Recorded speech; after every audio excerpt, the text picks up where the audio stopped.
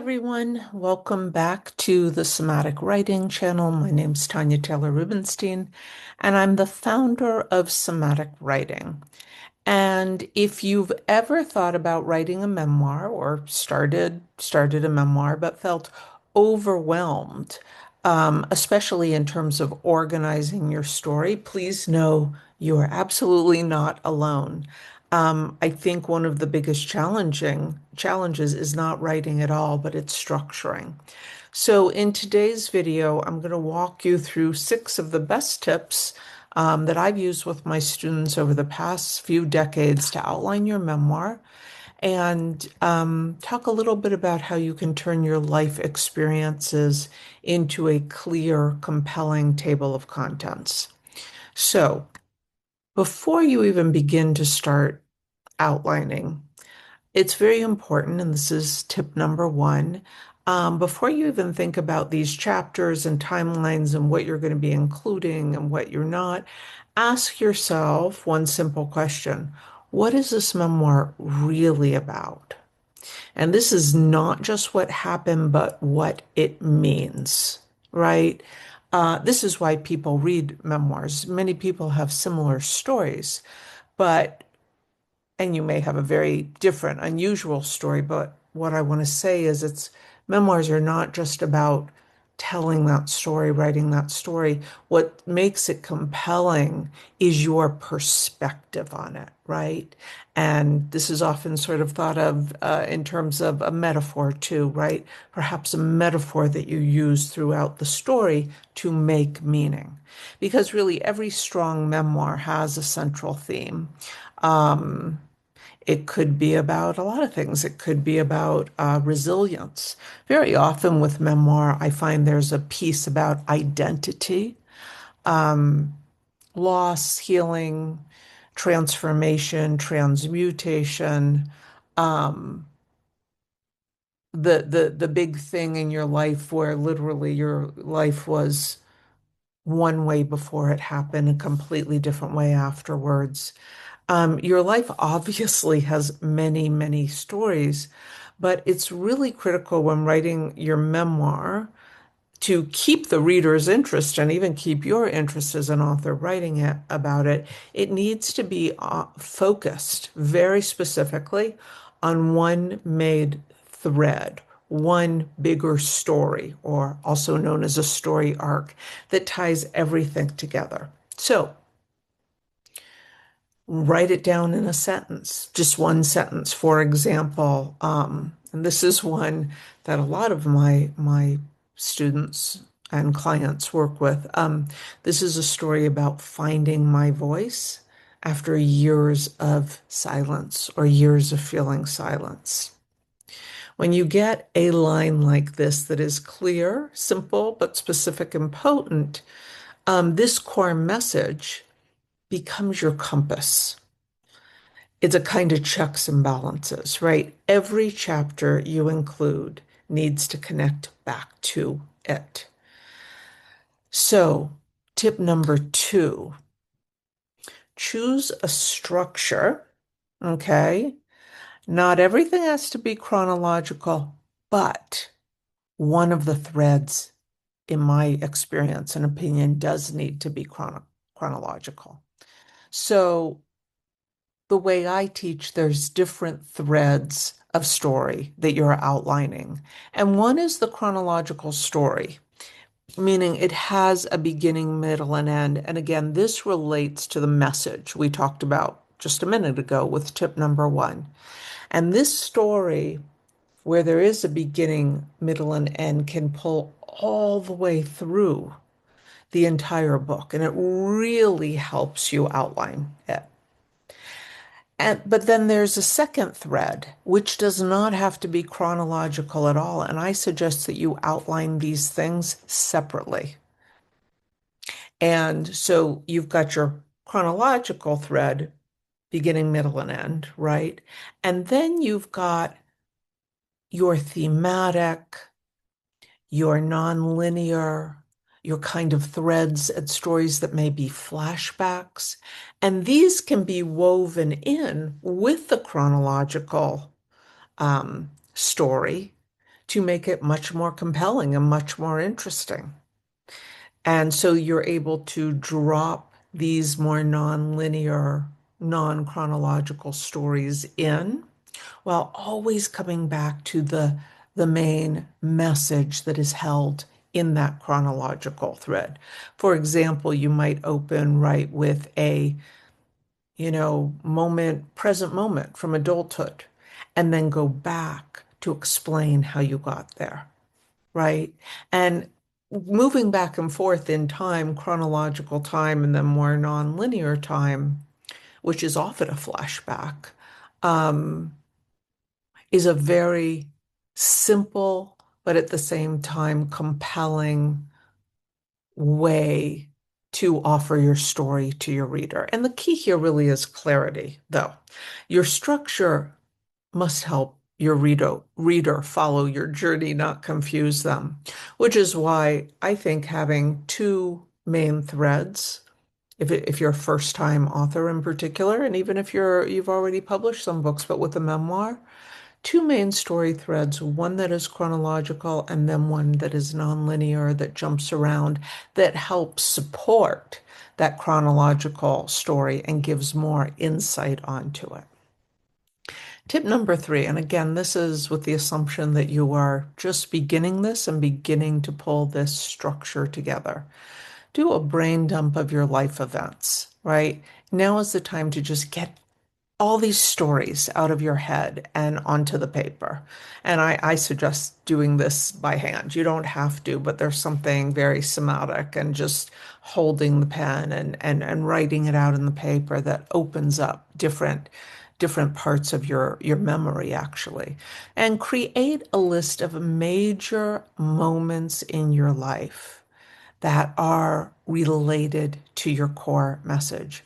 And just do really a brain dump here, thinking about turning points, conflicts, challenges you've gotten through, or perhaps you're still struggling with big decisions in your life, emotional highs and lows, and you're going to end up with more than you can possibly need in your book. You might end up with 20, 30, even 50 moments.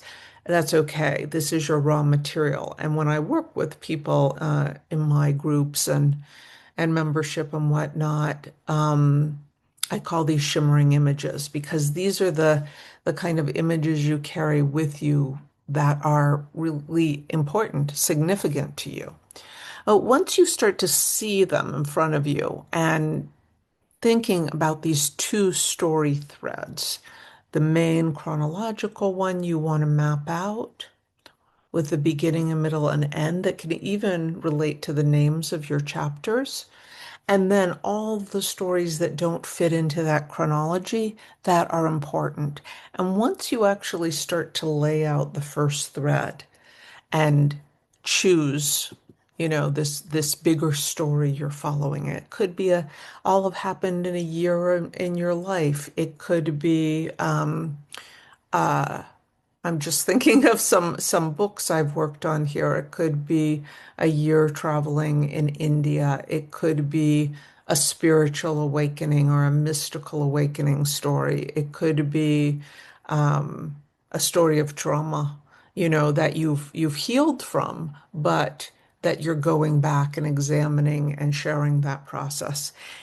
So it's built around one thing that really does have a beginning, middle, and end, but then it has these liminal stories, and the strongest ones, the most alive ones, are going to be the ones you want to start to integrate, that fit into or under your first arc.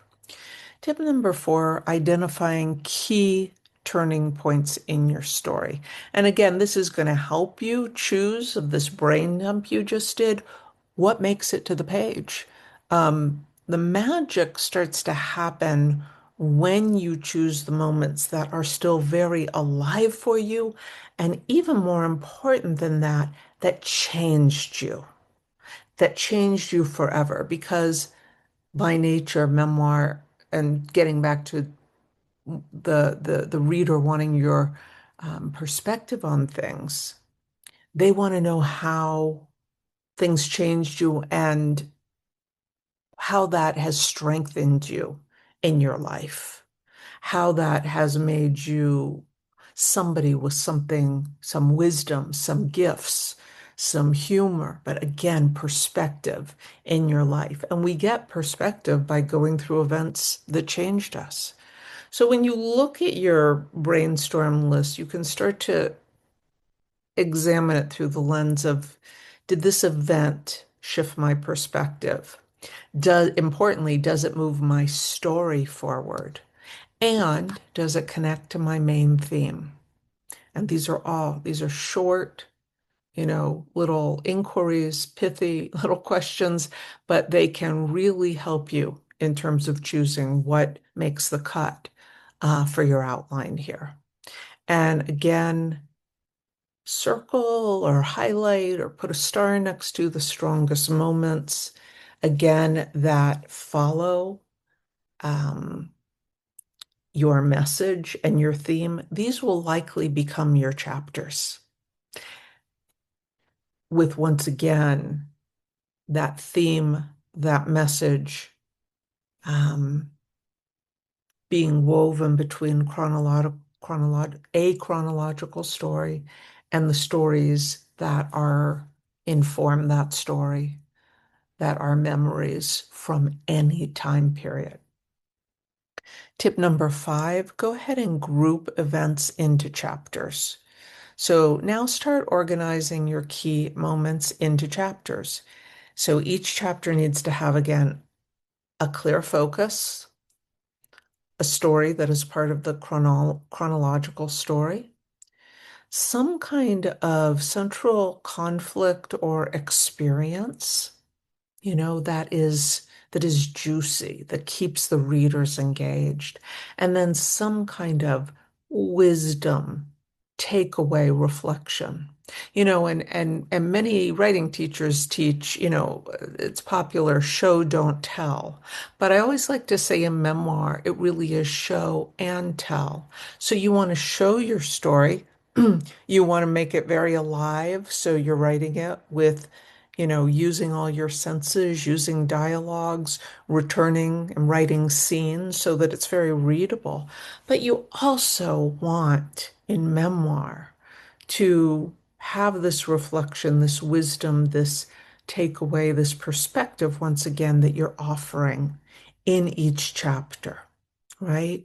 And while you're doing this grouping in terms of your chapters, you might also group smaller events into one chapter, but only if they support the same idea. For example, several childhood memories. We're not going to get in all our childhood memories, but several childhood memories that form one chapter about your early identity or your place in the family can be sort of melded into one chapter rather than several chapters for each small event. It can be more cohesive this way. And if you're bringing this all in and as a flashback, you may have a story again that follows the chronological arc, but then this whole melded childhood memory piece could take up quite a bit of space in that chapter, could be what informs your reader about other things yet to come. And in terms of, I'm sort of going out of off the tips here, but aim for about 12 to 15 chapters for a typical memoir. It's a manageable length, it's an engaging length that turns into about 200 pages, 220 pages, between 50 and 60,000 words. And that is pretty standard for a memoir. If you're going for traditional publishing, it's going to be 60,000 or so on the dot, up to about 70,000. But if you're doing self-independent publishing, being a little bit less isn't necessarily a bad thing. It's a more manageable length. And the most important thing is, you continue to engage your readers with the story. Tip number 6, okay, creating your table of contents. You want to list your chapters now that you've done some of this experimenting and brain dumping, list your chapters in a chronological order based on your structure. And then give each chapter a working title. And as you start getting going on this, your titles do not have to be perfect, but they should hint at the theme or the emotion of the chapter. And here's just this is very basic, but I just put it up in this way to give you examples. Yours is going to be more nuanced or more poetic, but just to make sense of it for yourself, this is very simple. Chapter 1, the day everything changed. Chapter 2, growing up, feeling invisible. Chapter 3, breaking point. Chapter 4, choosing a different path for myself. Chapter 5, learning to speak up. Chapter 6, building a new life. Very basic here, not all of an entire book even.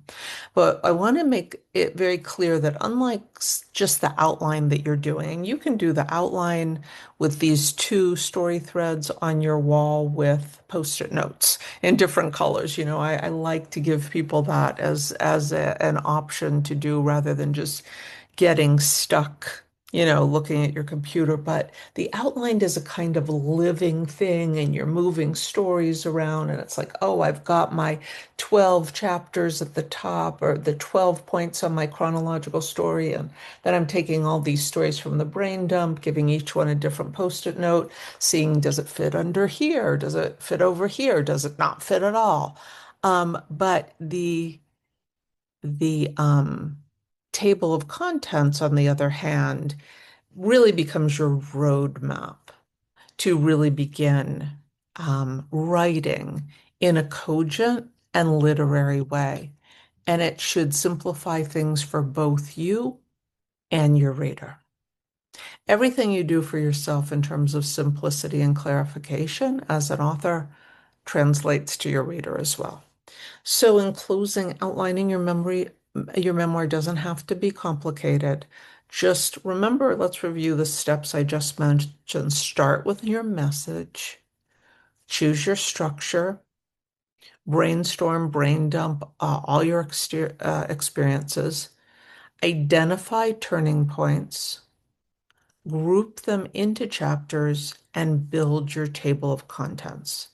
Because honestly, once you have this outline and this table of contents and they're living, I always say that's a living outline, a living table of contents, they can shift. But once you have them, writing becomes so much easier and honestly, a lot more enjoyable for you. Okay? So thank you so much for taking the time to listen today. If you found this helpful, please don't forget to like, subscribe, and let me know anything that you'd like to share on the contents. Tell me anything about your memoir, any questions you have, and I look forward to seeing you again in the next video.